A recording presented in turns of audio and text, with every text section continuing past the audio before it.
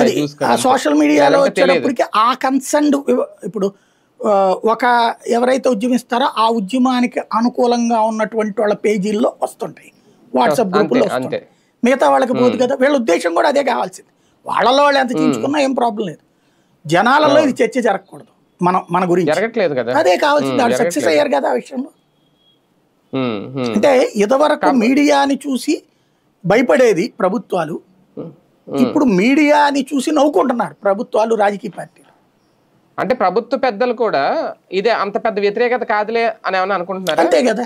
అంటే వీళ్ళందరికీ ఒక ధైర్యం వచ్చేసిందండి. ఒకప్పుడు ఏంటంటే ఒకటికొకటి చేరతా ఉంటే అన్ని ఉద్యమాలు కలిపి ప్రజా వ్యతిరేకత అవుతుంది కాబట్టి ప్రభుత్వ వ్యతిరేకత అయ్యి అది కాస్త మనం ప్రభుత్వాలు దెబ్బతింటాయి అనే భయం ఉండేది.